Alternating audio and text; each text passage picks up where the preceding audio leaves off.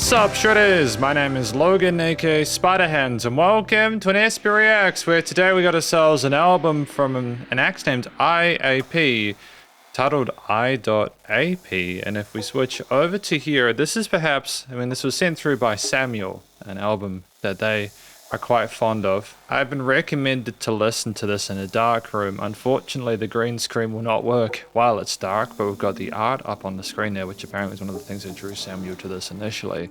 We're going to listen through each of these tracks from start to finish, and we're going to hear what we think. Starting with I.AP A.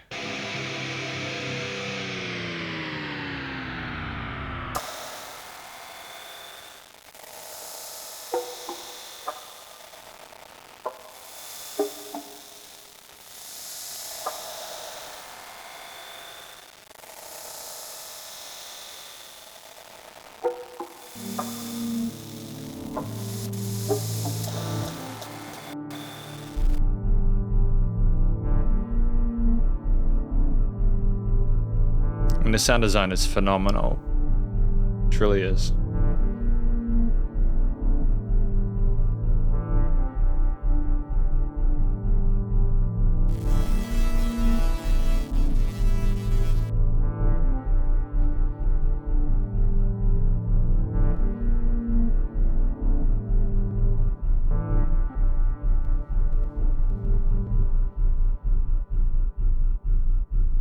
And it sounds like a machine grinding away underneath.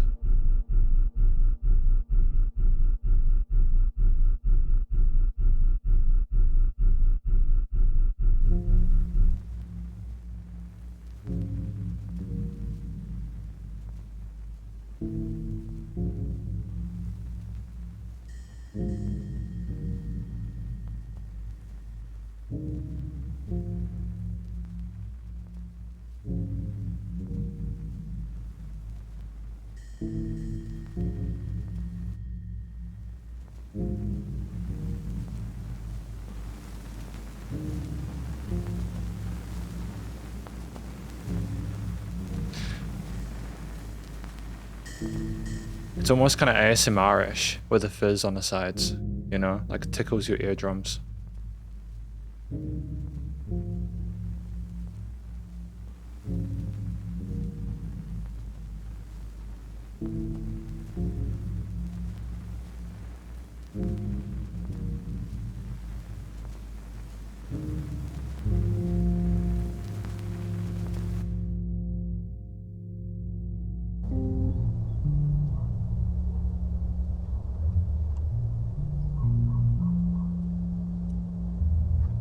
You can hear it's a bass, but it's so filtered with like getting rid of the highs.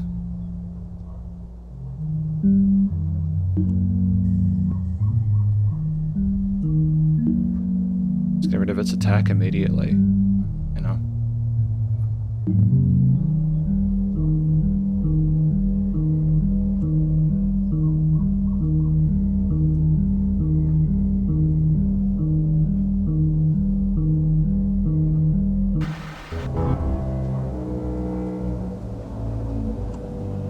It's kind of like a jump scare with that dynamic.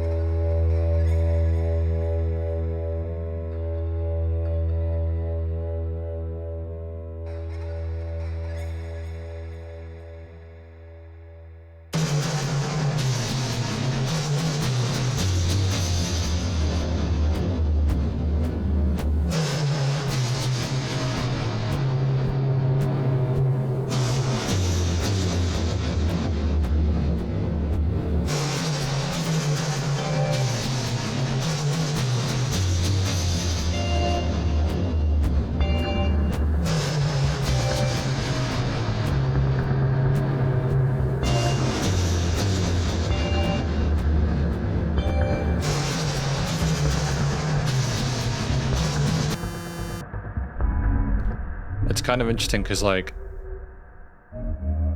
there's not enough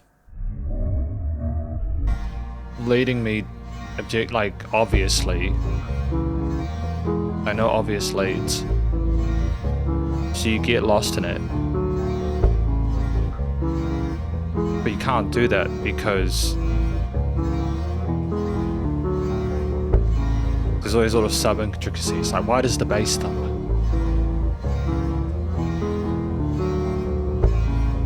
Because that's a well-rounded guitar idea there. I like the way that's...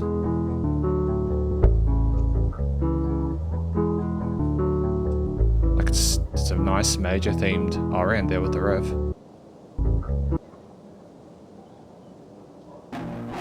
But why does it stutter and why are we getting glitchy guitar now?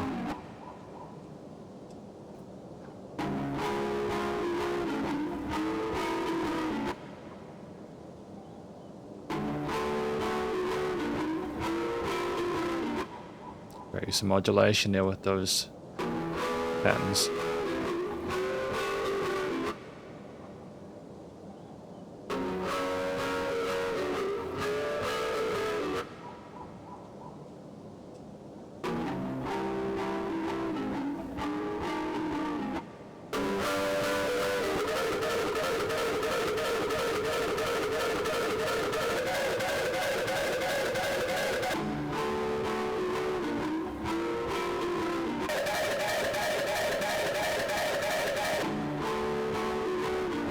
Is it bipolar?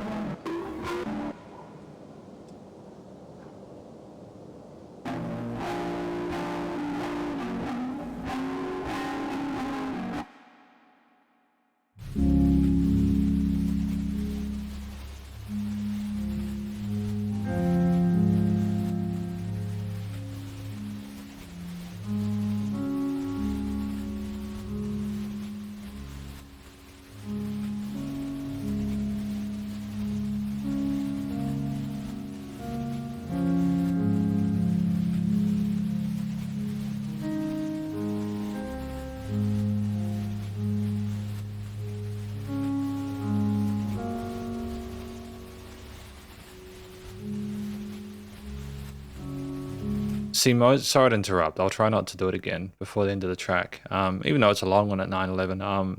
It's a song where, without the hiss and without the fuzz, you would have just a perfectly palatable piano line there. You know, it's very nice and somber, but the kind of static, the glitchiness, it puts you on edge. It's kind of messing with you a bit. It's trying to encourage you to relax.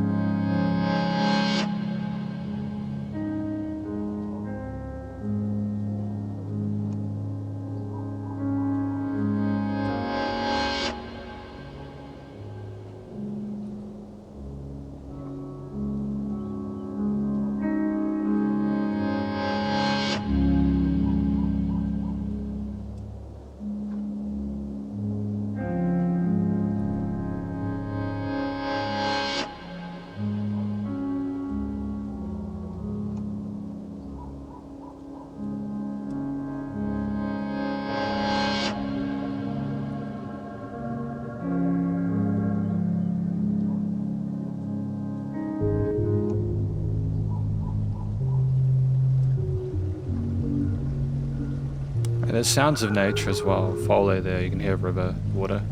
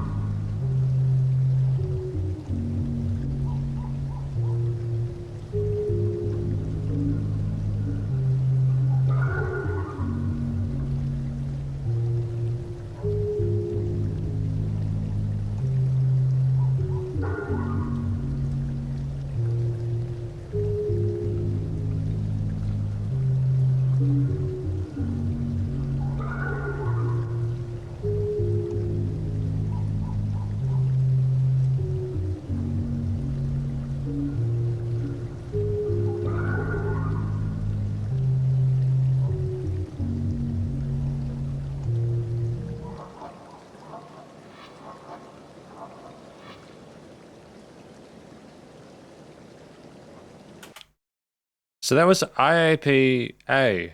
I'm wondering if this is meant to be listened through in its entirety. So I'm going to try and talk about these tracks individually, provide a little mini conclusion, and then an overall one, because I just feel like, again, this album is 5 songs. Well, this EP, I suppose, but it's 53 minutes. So you really kind of have to talk about both individually. I get the feeling that this may be one of those more atmospheric, vibe-orient ones where there clearly aren't any lyrics. There's clearly not a vocal. Well, there's no vocals. It says there's lyricists in the credits. If I remove myself, it says there's credits here for lyricist. So there might be lyrics, and that's okay either way. But primarily this first one was an instrumental. When you open this track up and you remembering that it's 9 minutes 11 and you've basically got 20 different individual chapters or segments within it there, you start with that heavily distorted guitar and you think immediately you're going to go into something quite heavy, and that's usually the precedent that's established in tracks like this, is that if you start with the distorted guitar, you're going to keep the distorted guitar. But if you go to any part of this track, you'll have a different thing.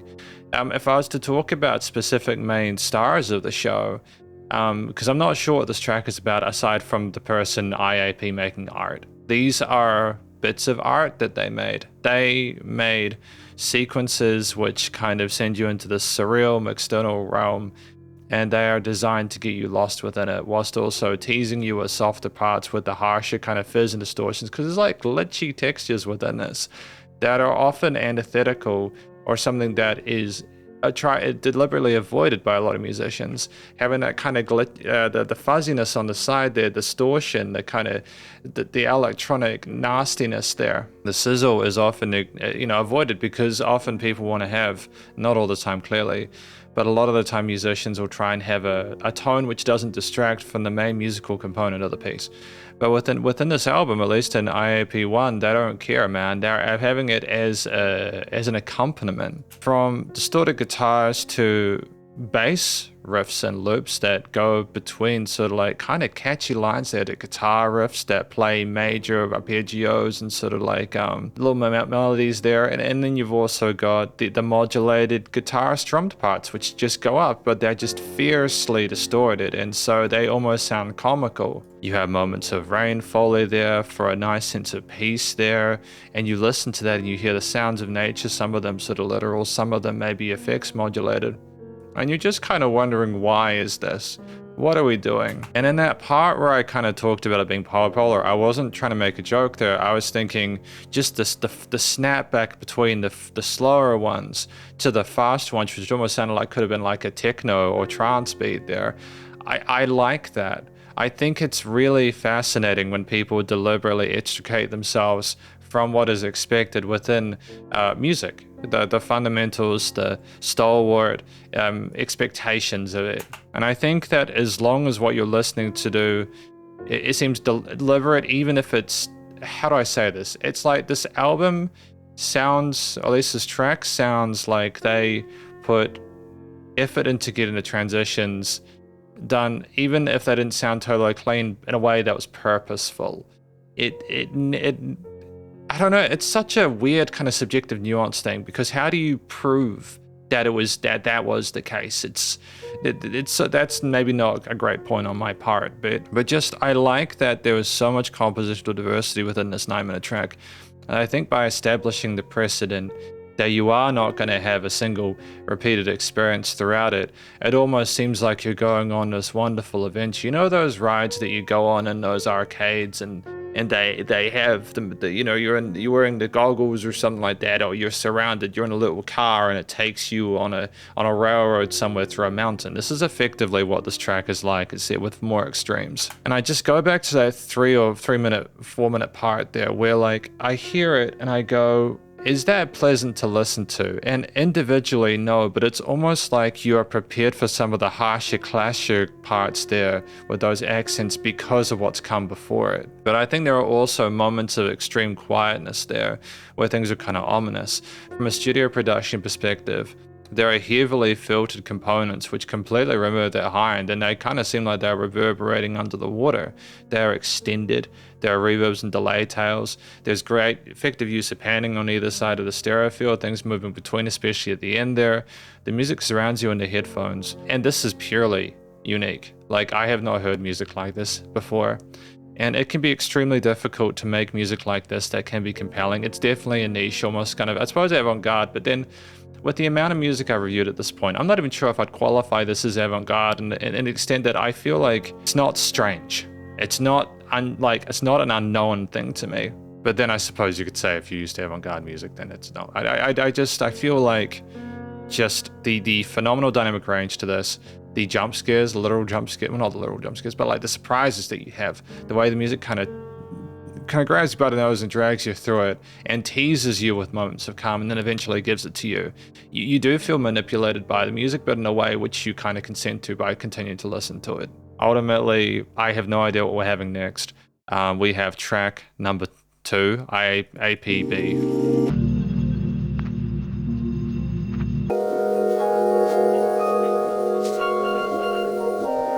Individually really competent themes established, but we just don't stay on them long.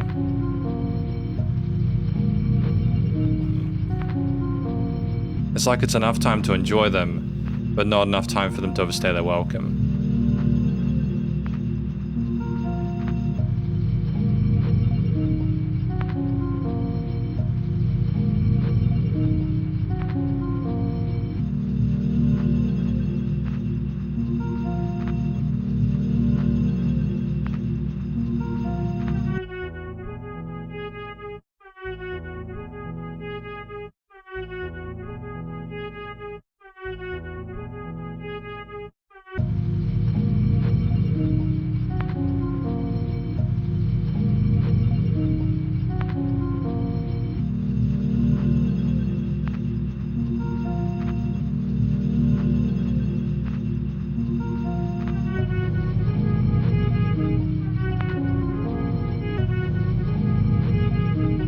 Because harmonically, its sound, it does harmonize. You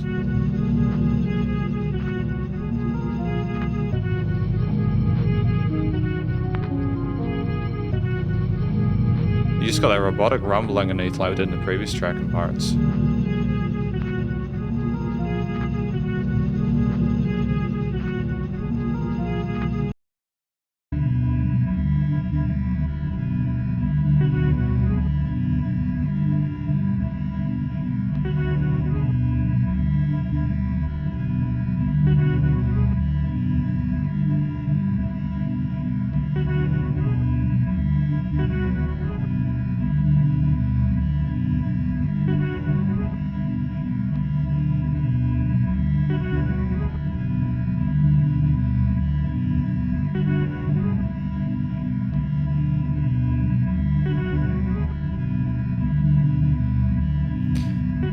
Some of those frequencies, they kind of make your brain flutter a little bit, you know?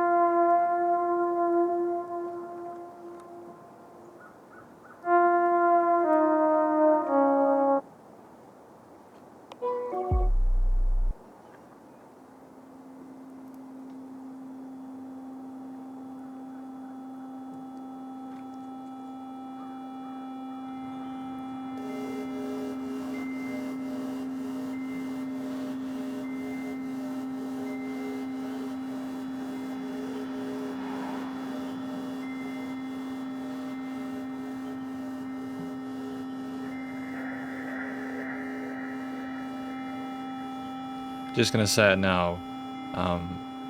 Definitely a different experience with your eyes closed. If you wanted to have the pure experience with the album, definitely follow Samuel's advice and go into a dark room, have a drink, and just sit with it. Very different.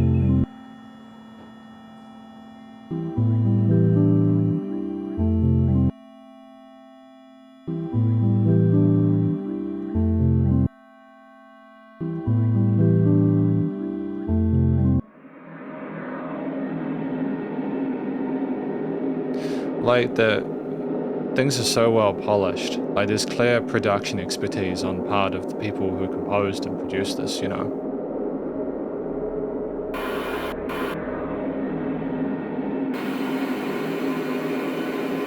Like, how do you make industrial machinery tuneful?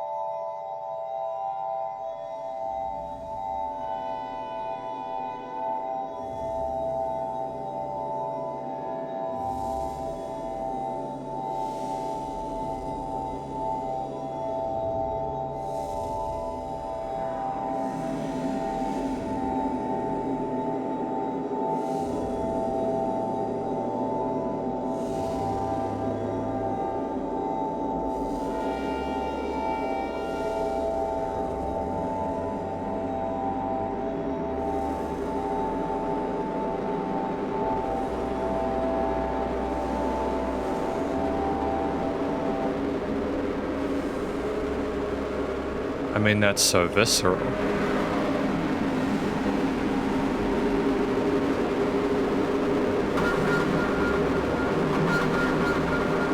I mean, what a track, dude.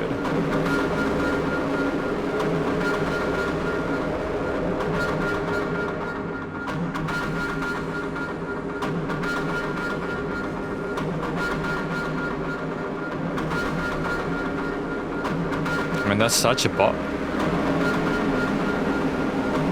It just doesn't want to commit to being a song.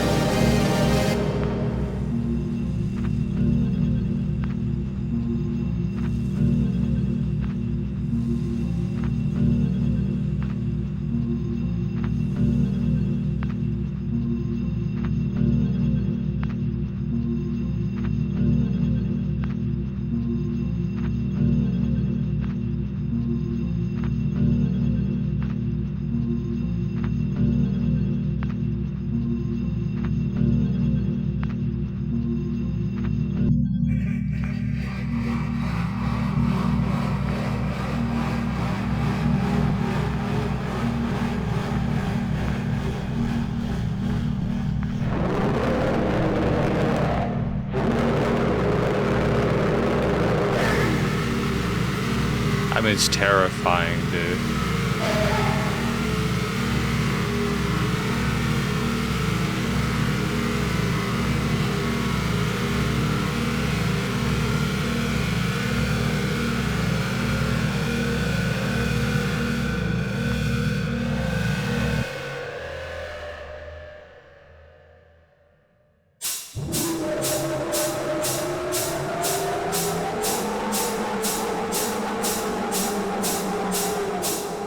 Sounds like an angry robotic dinosaur, like a tyrannosaur or something.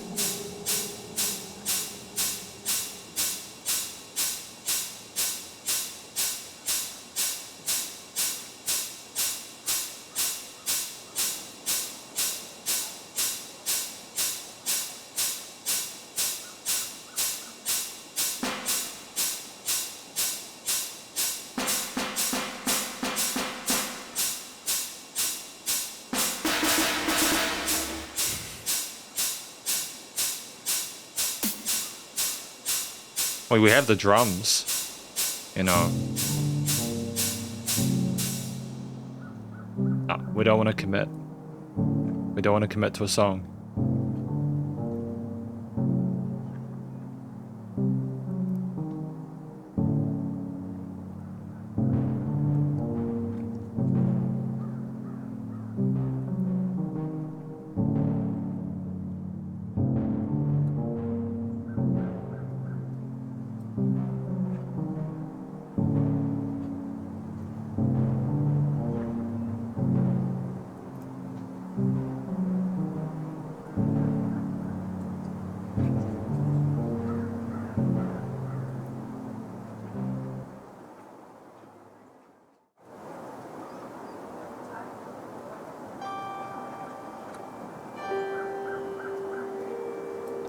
Is that referencing the art at this point? Is it childhood memories? Maybe going through stuff we're working out and then going back to that eventually?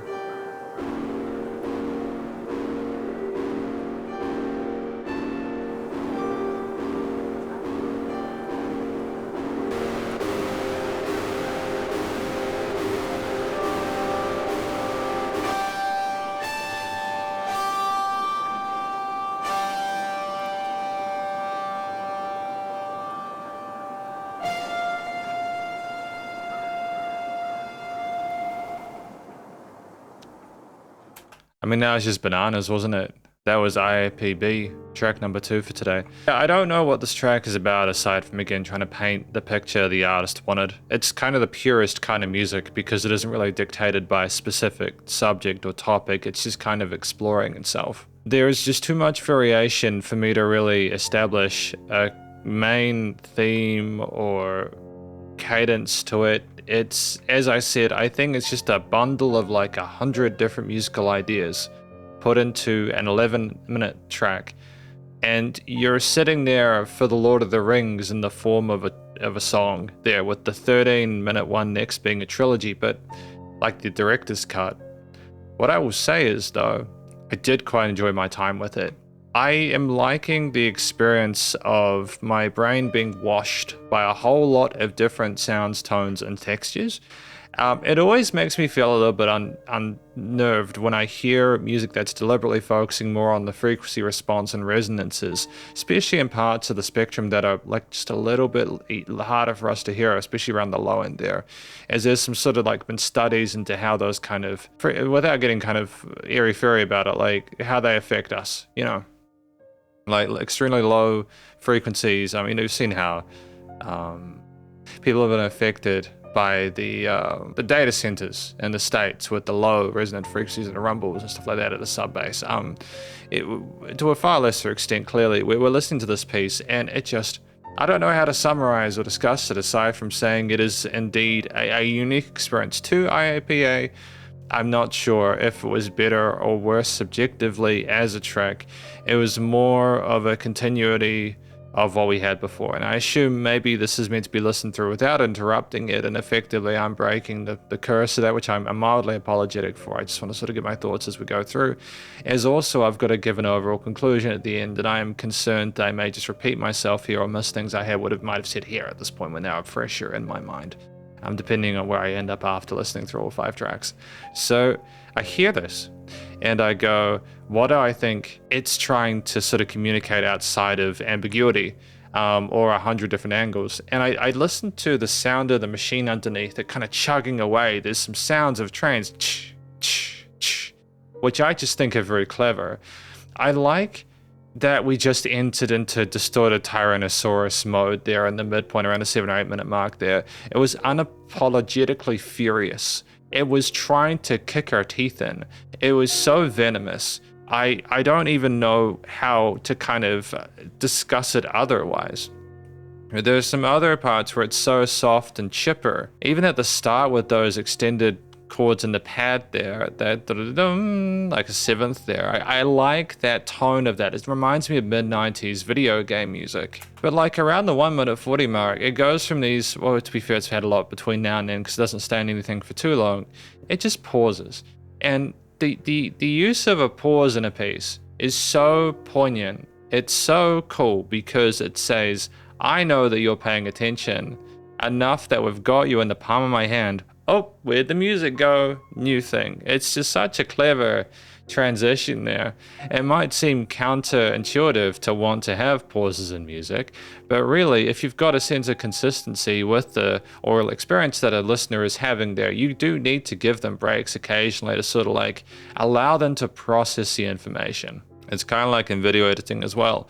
If you know, for a 2 to 3 minute track, most people have the attention span to be able to handle that, even if it's completely overwhelming. But if you have like an album of those same 2 to 3 minute tracks there, that's too much. So having pause, having things go down in volume is really effective. What I liked around the 45-second mark is the dum dum dum dum, that really sort of like solemn, friendly sounding lead, like left hand on the piano there. We might have been playing ninths or something like that, or like seconds or something. We weren't trying to color it too much, but then it did sound sort of colored at the same time. I think maybe we were rolling with like third or fourth, second and thirds or something like that.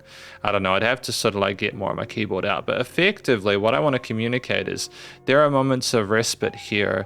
There are some nice oscillations, and even with tones and textures that aren't typically paired together or maybe even considered to be palatable, you do have them shine and shimmer through with these established extended overall harmonies there, with different note choices there that stand out sort of external to each other, and they are nice to listen to, even if they're a bit quirky. Then we have more of the kind of flickery kind of vinyl grit and glitter there around the 2:45 mark, but then it's peppered and just persecuted by those kind of like heavy machine sounds, and you're just left kind of wondering why that is. It's like the machine is trying to make nice music, but it refuses to really commit to it. Almost like around that 8-minute part, it's just kind of gritting and kind of like just really upset. And then you eventually get to the end where it needs a little bit of a timeout there, and you're still left in a sense of ambiguity, but like it's trying to sort of work together. It's almost like this entire album is the robot trying to make music, not knowing how to connect them together, stumbling over itself, getting a bit pissed off, and then coming down to earth and remembering that when you bring nature back into it, things are a bit nicer. I do like the use of Foley there. I think that it's definitely nice and loud. It gets really loud there. But again, it's also so quiet in parts, so you get that dynamic range from a composition or production perspective that doesn't give you a headache. I mean, I'll be honest with you, my head, it's a surreal experience. I do feel like physically affected by the music. These headphones aren't shy about the sub bass, even though they don't pronounce it. And just the fact that we can sort of automate and move those synths around like that shows, again, a really effective understanding of automation. Just knowing those little decisions to kind of have things suddenly flicker to the right or the left there, especially if it's like a non sort of melodic or non-harmonic element there, if it's like a noise texture. Why are we doing that? Because it's their artistic vision, you know, it's their canvas. There's just so much cool stuff you can do with music nowadays, and I just feel like these guys are taking advantage of all of it. I.AP C, track number 3.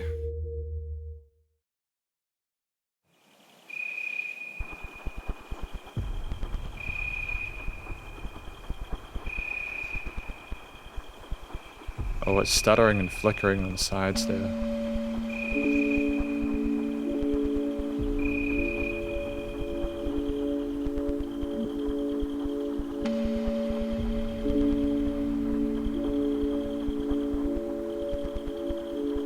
I do like the sounds of the birds though, they're really pretty.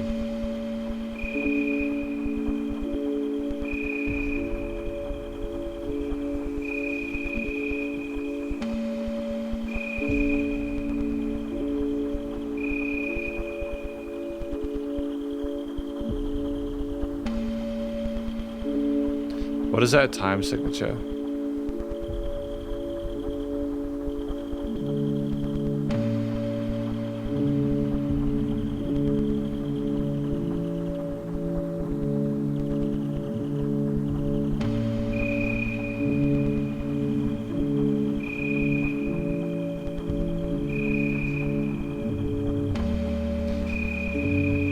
It's 2,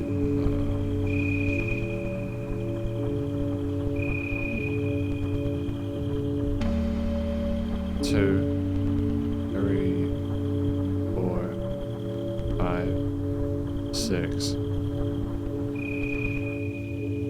you changed at that point. I'm pretty sure it was 6.5 before 5.5.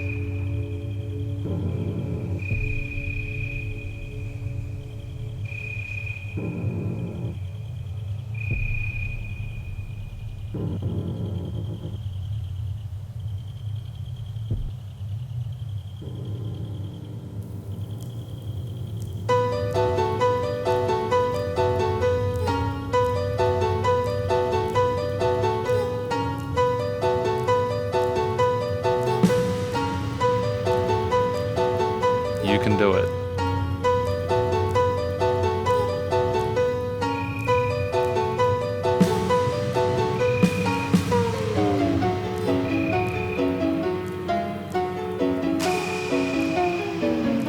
Why?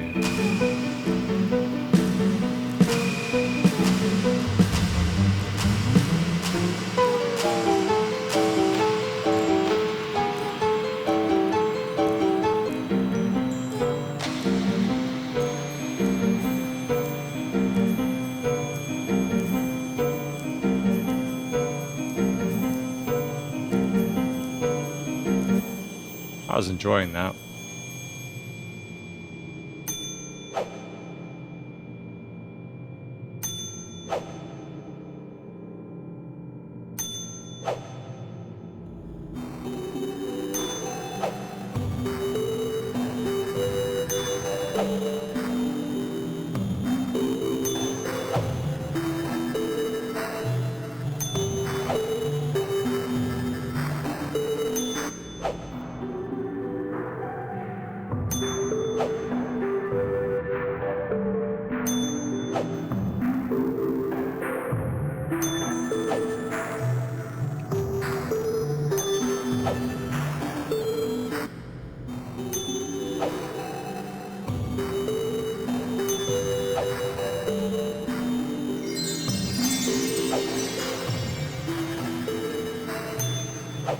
I mean, individually, I like the sound of the bell trees. Oh.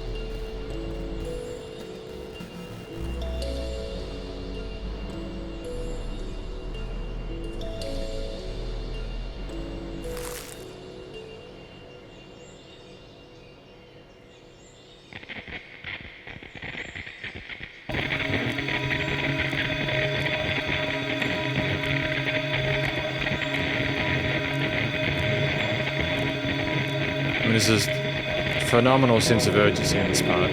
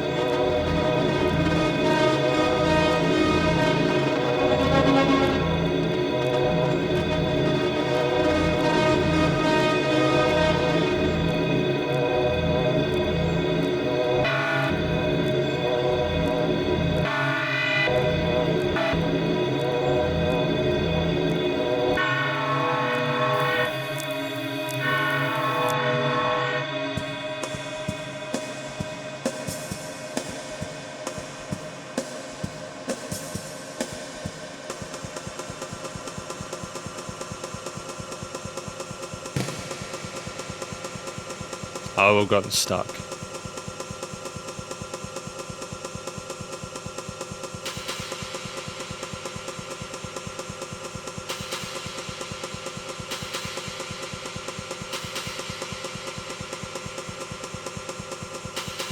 I mean, the looping and the brake. Yeah.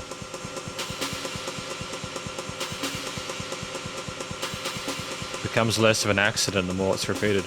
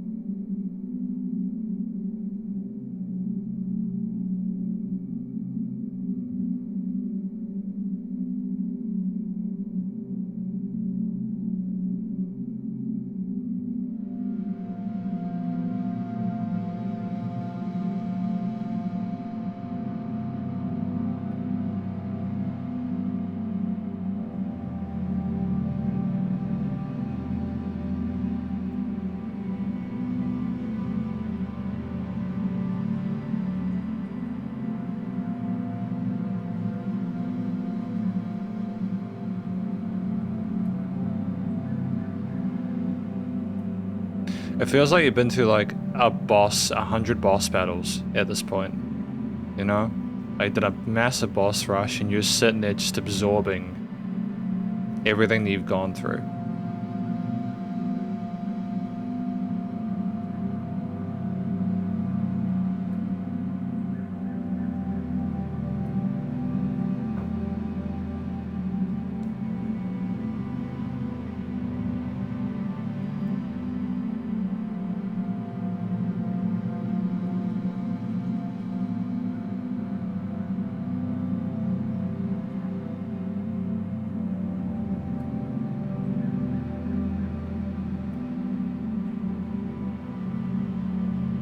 I do admire that they've kept it like this, even if it's not really resolving to a chord you'd expect.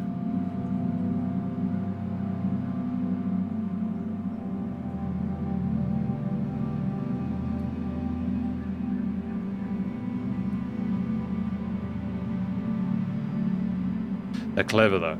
They're very clever musicians. To know to have this after the chaos is very clever.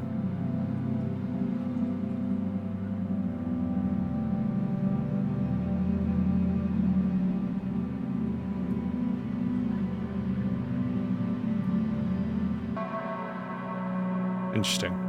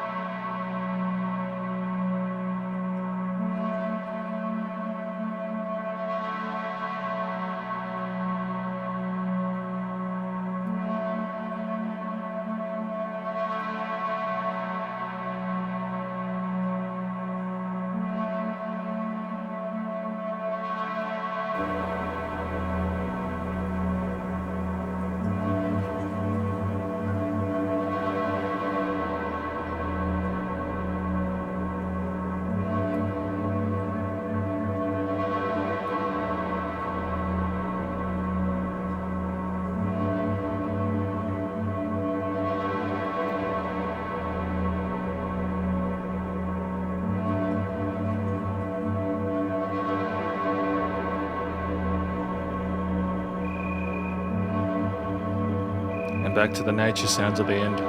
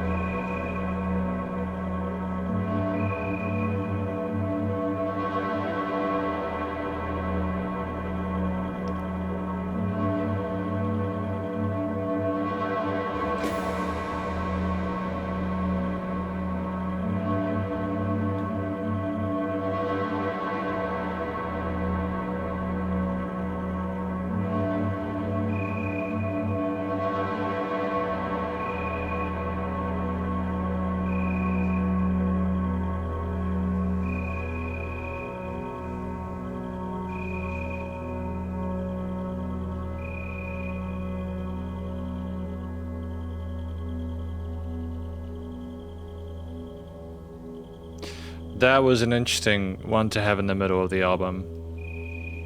I will give them, you know, praise for that.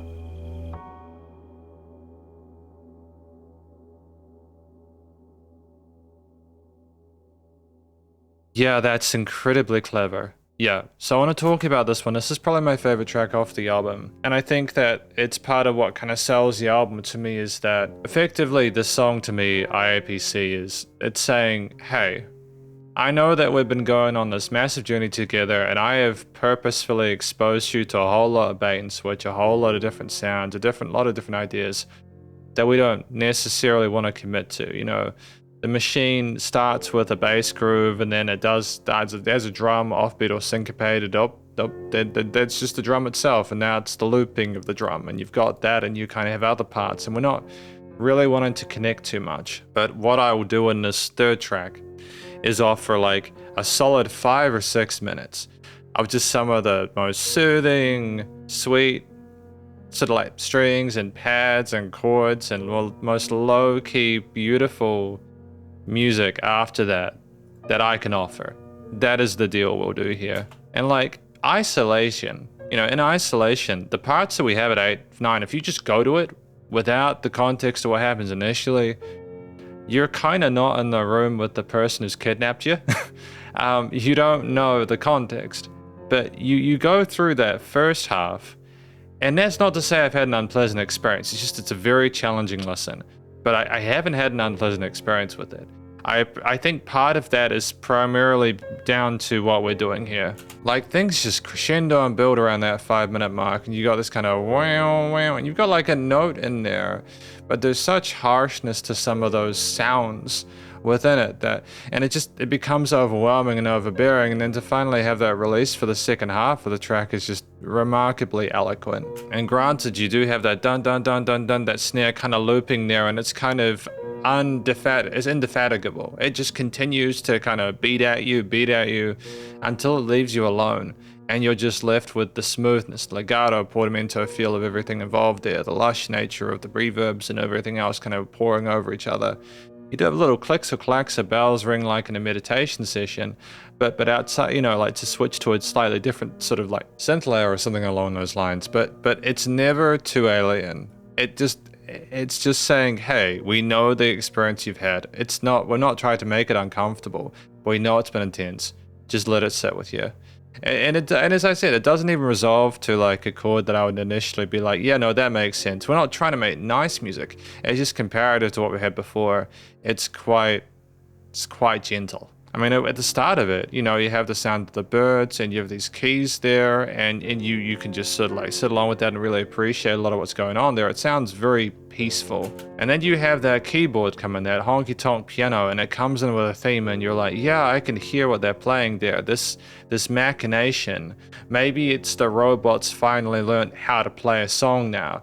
And then it just goes and then it just goes, it breaks and it detunes itself and it pitches itself down, and you still got the same sort of music box creating a similar sequence, but just in a distant, you know, things have gone horribly wrong. And from that point on, it just kind of tries to find itself, but then it just gets glitched, distorted, and angry, and it's just feral, and it's deliberately uncomfortable, I think, again, in part to make the remainder of the track, once you get past the looping drum shots, more sort of like pleasant to listen to and rewarding, I suppose, to get into that stage. And I want to sort of like emphasize that this is not an easy balance to get. It's incredibly difficult to make music like this. Like you can't tell someone how to make music like this. It's the beginner's mindset if the person kept it until they were advanced. It's just, there are no issues with the EQing there. Like, you have a whole lot of these kind of sub-resonances, and they kind of click and pour. I go tap, tap, tap, tap, tap, tap, tap, in that low end, and you can feel the music wriggling and writhing. But there are some points where you're just thankful to be left alone from that.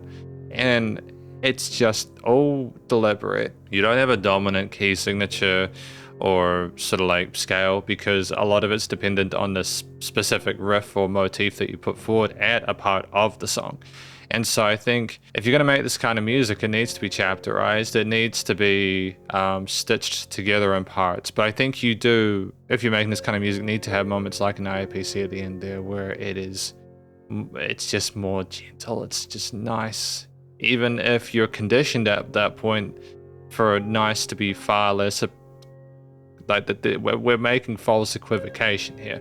It's nice because things have been kind of harsh, but just that kind of solemn, sort of like soothing tone of the synths at the end is beautiful, and it just fades out at the end, and you just live with nothing, and you're like, okay, we're at the end.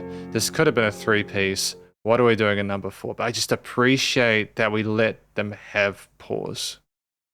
I.AP D.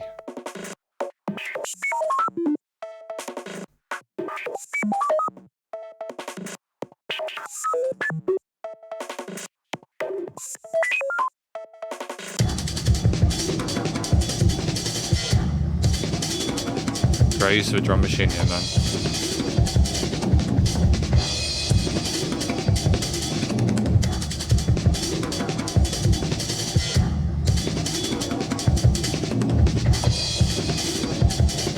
Different time signature as well.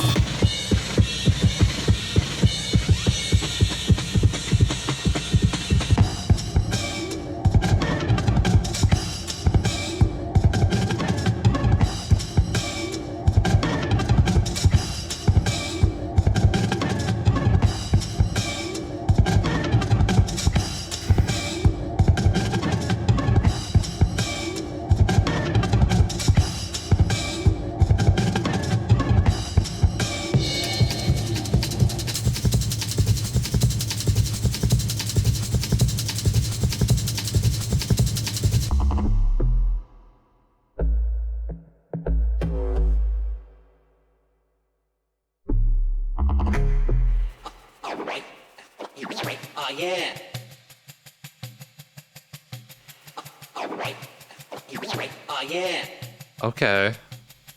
Oh yeah? Alright. You was right. Yeah. Great use of turntablism, scratching there. Alright.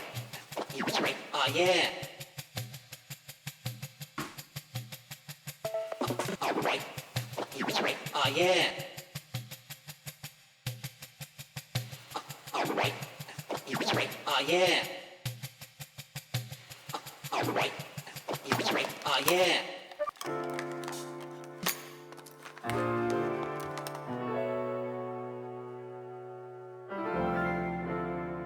That piano was beautiful there.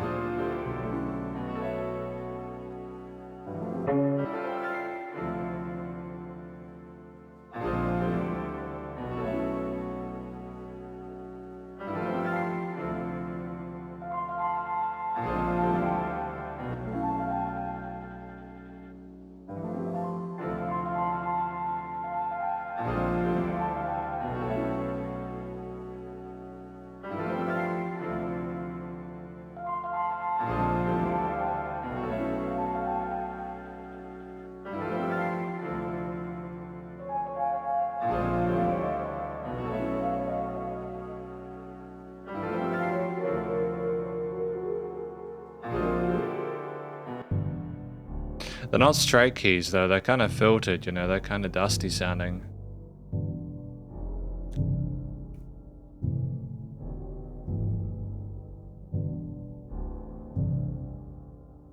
They're like synthesized keys.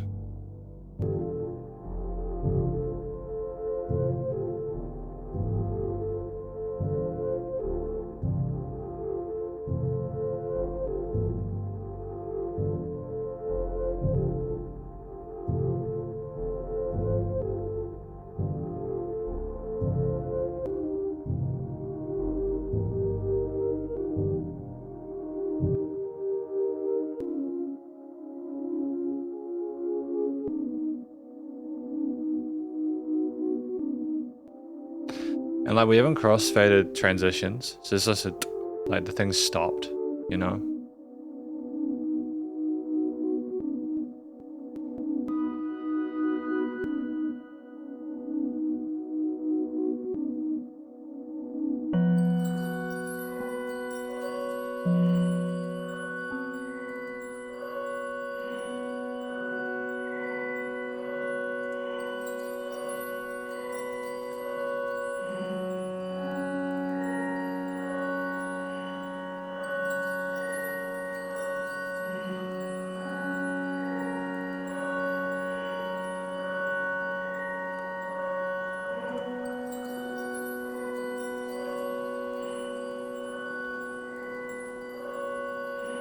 It's very different from the drums that we had at the start, but it's pleasant. Almost sounds his sort of spiritual feel to it. With the organ in the background.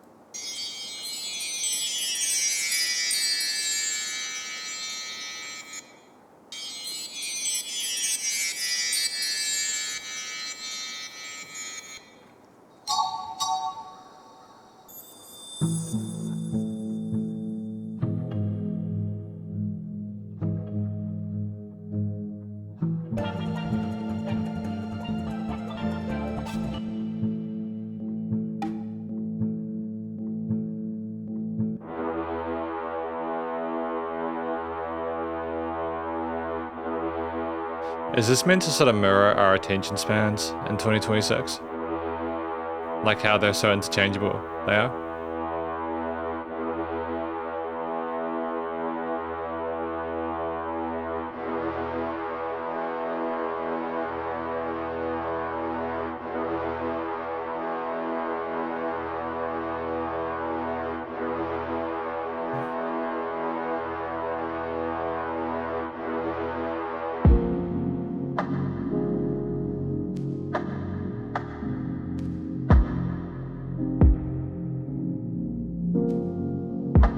Polymeter stuff's an interesting choice here.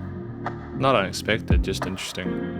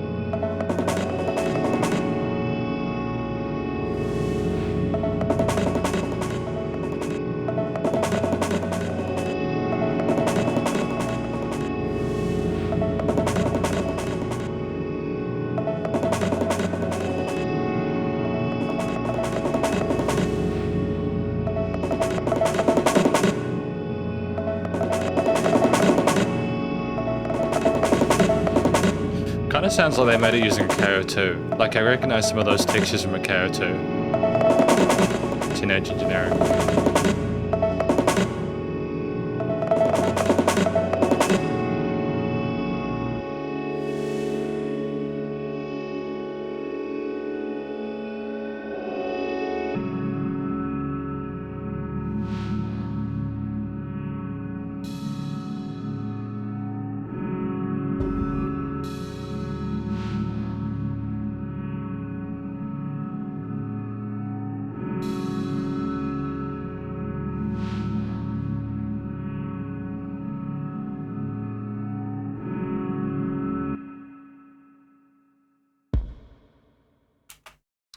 Okay, so that was I.AP D, track number 4 for today. At this stage of the album, I feel like my brain is having a really interesting time processing what's going on here.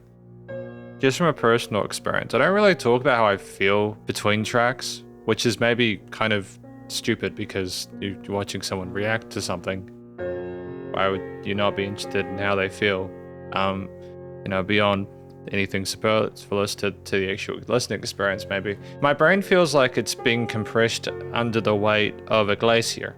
And it's not because it's an unpleasant experience. It's just because I think because it's challenging. You find that, you keep attention on it and you're just kind of occasionally rewarded. But occasionally it's almost like, no, you deal with the drum machines not doing what you want them to do. I do like the use, don't get me wrong. I do like the use of the drum machines. I thought that at the start they were quite fantastic. I like the use of different quarters, 8s, triplets, 16s, and 32nds, the kind of glitchy sort of electro textures there. I like the looping and the kind of chopping of things and kind of switching them up and making them sort of like really fun. There are some fonkish elements as well and some of those synth kind of percussive textures. Kind of reminded me of some of the music from a game called Neon White, which I love. The music in that game is exceptional. I just think it was an interesting way to establish the start to this piece, considering that we've had drums beforehand, but they've mostly been relatively minimalist, or they have been more like as a core support. We haven't really had the drums be too flavorful on their own, if I'm not misremembering things. And we actually keep with the drums for quite a while there throughout this 9-minute 35 piece. We do have additional elements there. The synths and pads fluctuate there. We have some kind of fun vocal pads as well there. We have the oh yeah, if I'm not mistaken. Oh no, that was an I.AP C, wasn't it? There's a part in one of these tracks where it goes, oh yeah, and it's like kind of surreal because we haven't had vocals yet. Oh no, it is in this one. I've just found it's around a 2-minute mark, so I wasn't totally tripping. I was actually paying attention. That's good. But the keys that you have, the kind of flourish to them is really fascinating to me. I love the way we sort of like glissando up those chords. They go, they're a beautiful movement there. There's a sweetness and a smoothness to them that is really satisfying. And it's not a really heavy track the whole time, by all means. It's actually relatively chilled out a lot of the time. The use of the bell trees around that 5-minute mark was sensational. It really did feel like it was gliding over your membranes in here. It was a surreal experience how that panned out and how that flew out. But we also tried to oscillate and adjust the impression of it that we had with the listener there, how it presented itself there. It's just, you wonder what the intent of the musician doing this was, and the fact that you're considering why they might have done it shows that it is inherently, by proxy of that, a successful album, because you care about it. That wah, and like the 640 of those strings or the brass there, it is tremendous. It's just relatively minimalist in comparison to a lot of the other things you have had through here, but it is still kind of, it's almost a rebuttal to some of the other things we've had earlier. And we have some parts that try to connect and other parts that kind of overstay their welcome, and then we don't really fully want to commit to any sort of themes for too long. But as we go back to the piece, what I appreciate about this one, maybe in contrast to others, and not specifically and without surety, is that we are bringing those drum samples, the drum machine that we had earlier, back in at the end. I like that it ties it up in a neat little bow. There you get context. Oh, we're adding more sort of colorful mid-range textures here. Oh, we're going to have those rhythms that come back and sort of encapsulate the main sort of theme of I.AP D. And as we have that crash sort of signal us out around the 9-minute 20 mark, you really feel like you've gone on an adventure and you literally don't know what's going to happen next. I will note that there are some resonant frequencies in the bell trees that are a little bit harsh, a little bit too kind of brittle for my tastes there, but I think it was deliberate. I can't help but think any sort of discomfort or apprehension you have with this piece is something that has been intentioned, or sort of there's been that the person who's made it has had foresight of that and has made that sort of situation occur deliberately. But just the turntablism with the, oh yeah, if that's the person who has made this music, it's just nice for them to feature as a closing note. I like that we are adding new instruments as we go through it. The chopping of it was nice and rhythmic there. And it just there's so many different ideas instrumentally and production place put in within this piece that it really does bear a special sort of like a lot of love for that. I've got a lot of love for it. It's just been a really, again, a unique album, and I don't think we've needed to know what this is about to be able to appreciate it. I.AP E, last track for today.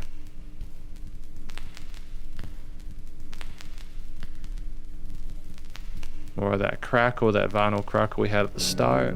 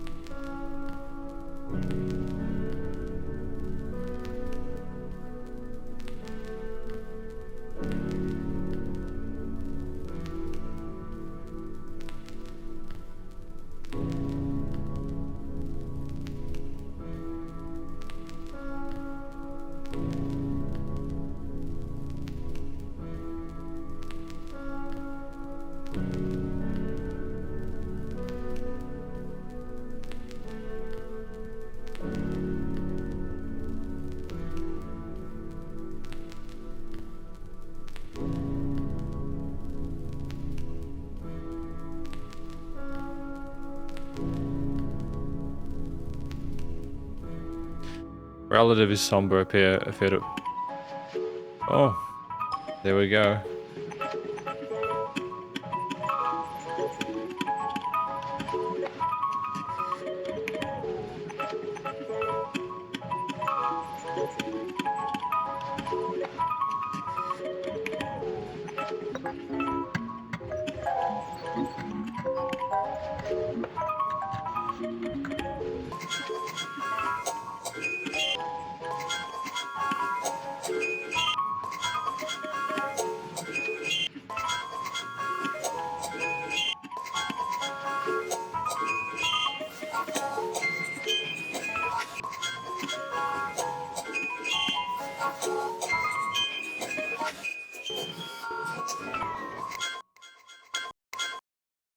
Where did it go?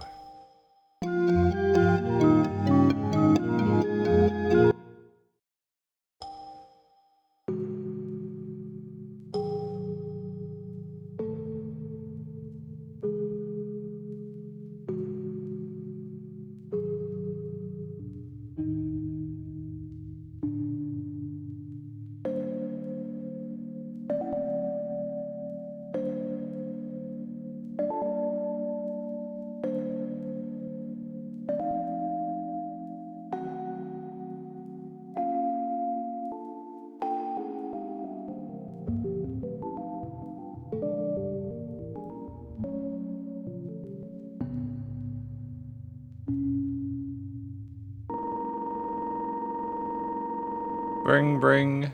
Hello. I remember when there was like home phones.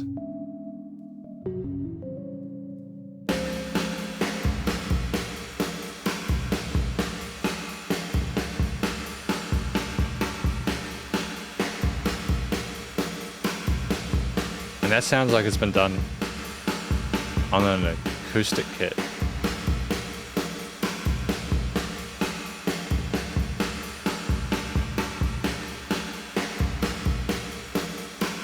There's slight differences to the loudness there that are difficult to humanize.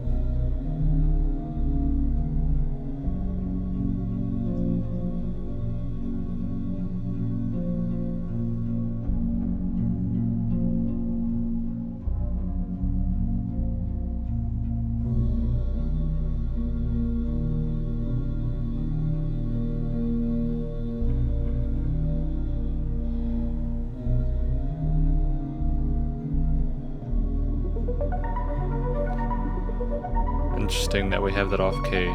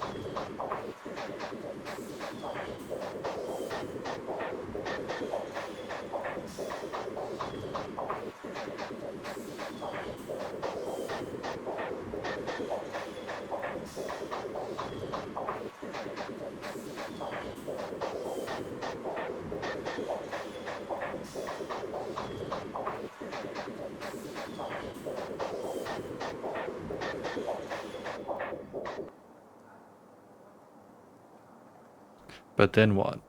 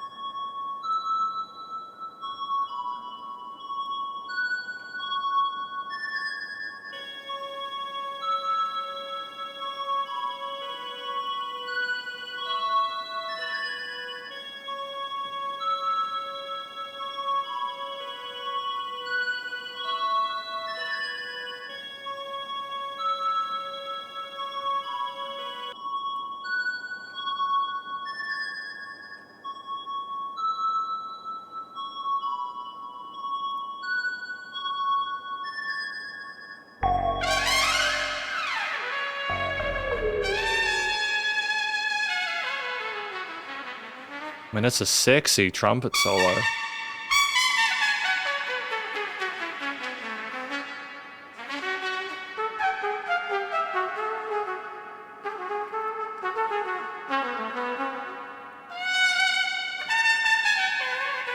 Or was it a trombone solo?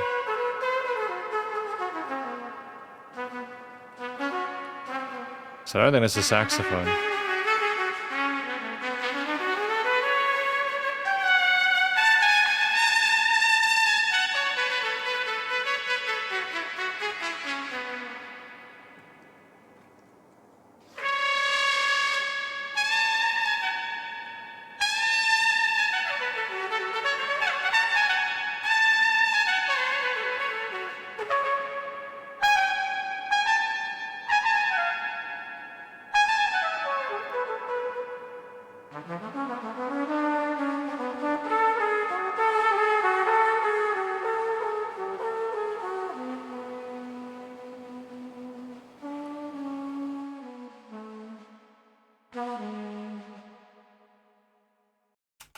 And we don't even resolve it at the end, we just let it sit. That's the album. That is I.AP E. But I don't even know how to describe this track. It was such a journey. I mean, if we just suppose talk about that solo at the end, it was such a poignant, sophisticated way to end the piece. You don't necessarily understand why it is included, how it is in context to everything else. But just the kind of soaking of it in the reverb there, it's this ethereal, lush experience with a tremendous technical performance. And I adore the proficiency on display there. I love how just wonderfully divine it is. Just how we were able to sort of like use the space provided at that point without surrounding elements to have that as the inarguable focal point, in a way that just really made it a very special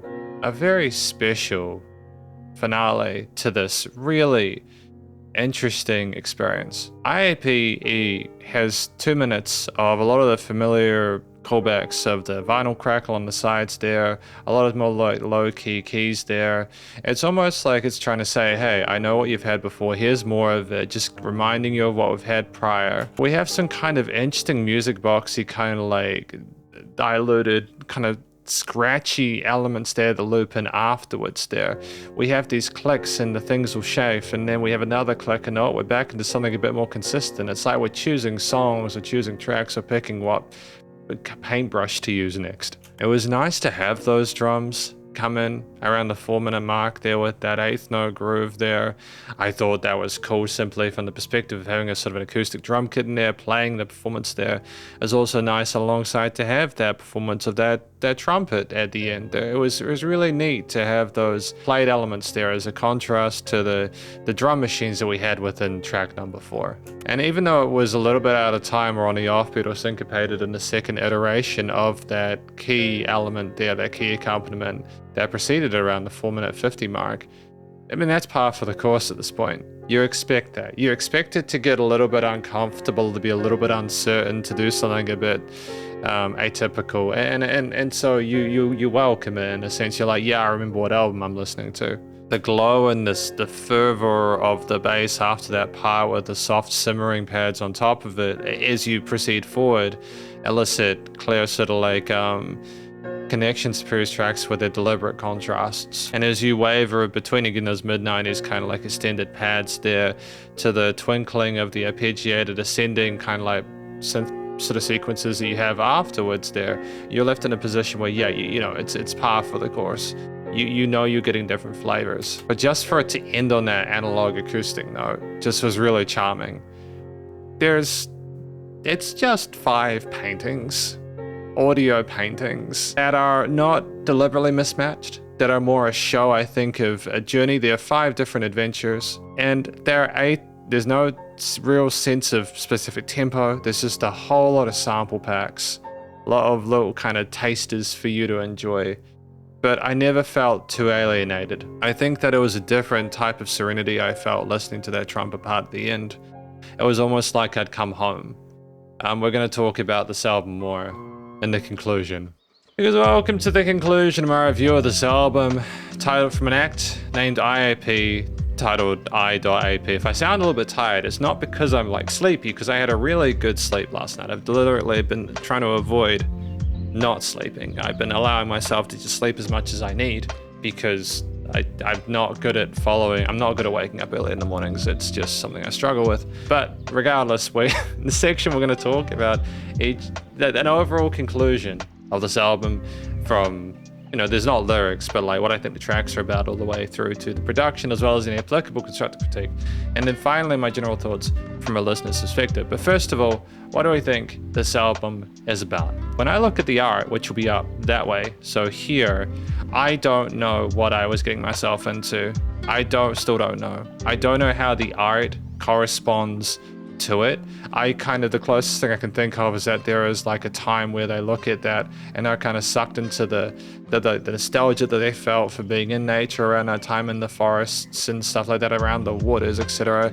Maybe at the end of each track, for example, like the trumpet, that was what they used to play when they were younger, and it's kind of the culmination of all their experiences to be able to play that well up until that point. They wanted to involve a bit more of themselves in that, alongside all of the other kind of interesting elements they put within the piece. But this is not an easy album to decipher. I think if you overanalyze it, ironically, you have a far lesser experience. Genuinely, again, as we mentioned, Samuel recommended finding a dark room with a drink and just listening through it. I would recommend that as well.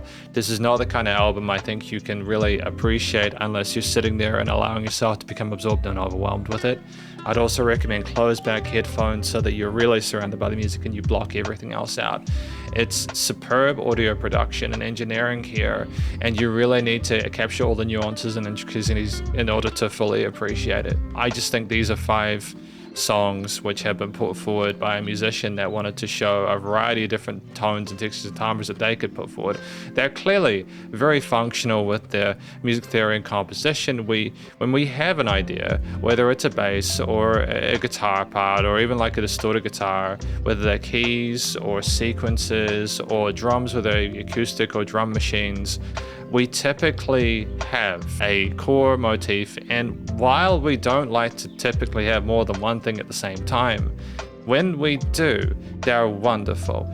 We follow a similar kind of key signature sometimes. Other times we'll deliberately disapparate and just disestablish everything by having something in a different key signature. And it's like, why are we doing it? But then you remember, because this is I.AP, and this is how they roll. And they're just very stalwart and deliberate in their intent to provide a listening experience that is not your usual. You can't go into this album and expect to know what you're getting unless you expect nothing at all.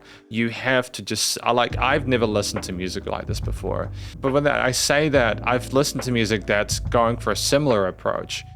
But this is just, but the thing that sold this album for me is I.AP C. The moment I gained respect for this album was when we had the last 4 to 5 minutes of just wonderful stillness, despite because it's the power of dynamic range, the power of being manipulated by the music that you're listening to, the way you have such discord and uncertainty and chaos with a lot of the rhythmic phrasings, because we're very comfortable with the quarters, eighths, triplets, sixteenths, etc. All these different tidbits. You then have like 4 to 5 minutes of relative consistency. And we don't haphazardly change the idea of what we're doing there from word to fourth like other tracks. We allow the listener to appreciate after like 8 minutes of kind of wild, like in the previous 2 tracks of it, you sit there relatively peacefully. And it's not like we didn't have nice charming parts beforehand with like the sounds of the bird foley or the water at the end of track 1 and stuff like that. But I mean, like track 1 starts with distorted guitar as a direct sort of like contrast in terms of the intensity. You also have just machine sounds bubbling and roaring and ripping under the surface. You have trains going tch, tch, tch. You have, oh yeah, kind of turntablisms just kind of randomly, kind of like almost as a kind of percussive, what is this kind of thing? It's surreal music. It feels like you're walking through an art gallery or going through those liminal rooms that you see in those video games. It's, what else to say about it? It's like a track that you can't really describe as an overall approximation because there's so much variety in terms of the different key signatures and chord progressions of bass lines and tempos. It's not a similar tempo. You really need to listen to my little mini conclusions per track, and even then, you need to go back and just listen to the whole album yourself to really appreciate it. I don't know if a review can do an album like this justice because you just have to micro manage all the different ideas, and it'd just be a very long video. Longer than this already is, about 1.5 hours worth of recording time. I sit here as a music reviewer though. I appreciate the dynamic range to it. I appreciate I appreciate the trumpet solo at the end of track 5 there. I thought it was wonderfully eloquent. It was so cool with the phrasing of it. I do like my analog and acoustic elements, especially in a day and age where so much of what I receive to review is AI oriented. And I don't have an issue with AI music as long as it's interesting and clearly as long as it's gotten consent. I know the consent thing's clearly a problem. That's been the main sort of with that kind of stuff. And that's an absolute valid point of contention. I just want my music that I listen to, regardless of where it comes from, to be meaningful and interesting. And this has been a complete palate cleanser for me. I have to admit, I've been burnt out a little bit on music reviews recently, again, because of a lot of music that just isn't as particularly exciting. And this has been almost sort of revolutionary in that regard. It's been like a drop of water in the oasis and the desert, man. I've been through 1,000 droughts, and this is the H2O I need. It's cool. I think I'm going to take a moment to sort of recalibrate after listening through this. Structurally, instrumentally, performatively, fascinating. Studio production, there were resonant frequencies and they were deliberate. Music surrounded you in the headphones, panned, automation things went backwards and forwards and stuff like that. Really well done there. I liked the clarity of all the different elements and instruments within the mix, but it's not really a track you can rank or sort of critique from your traditional standards of what works with music production because it's so deliberate in its intent to not sound good sometimes. It is trying to sound abrasive and rustic. There are acoustic, there is vinyl crackle and bits of noise there and fizz and sort of discomfort there. Sometimes it's kind of deliberately resonant in an uncomfortable way, especially in that high end with some of those beltry parts, but it almost feels like your scalp is being massaged regardless. It's very kind of surreal. It's very loud at some points, completely quiet at others. Automation of volume as well. Some tracks ended, some tracks went into others. No applicable constructive critique. The studio production is sublime. There are no faults in it. You just have full confidence that they know what they're doing. It won't be for everyone. From a general listener's perspective, this is niche. And I think that this is very much art. And I think that you really need to, it will force you to have an open mind if you sit through it. It won't be something that most people will appreciate, especially if they are more sort of oriented towards more structured music. It's going to be very different for people. I think that's more of a fair statement. I think there is a lot that can be appreciated individually, universally. A lot of the little ideas we had on the keys or on the guitar or bass are individually very pleasant, but it's the journey you go through with this and having the patience to sit through 9 to 30 minute tracks, because these are long songs. But I think it's worth it. I don't know if I'd listen to this again. I feel like it's a lot to contend with. And I feel like I've said what I wanted to say there. And I think that even with me allowing for I.AP C with that third part, I just think there was maybe that counterpoint of it just being a little bit too chaotic, and I would have liked more parts where things were sort of more symmetrical. The asymmetry is fine, like for even 50-60% of the time, but just constantly kind of getting bait and switched into thinking we were going to come together, and oh no, we're stumbling over again. Even if it is the attempt at making a robot try and figure out how to put two things together and kind of get the stick kind of moving in gear, it's still, yeah. That isn't a critique, that's a personal preference thing, it's subjective.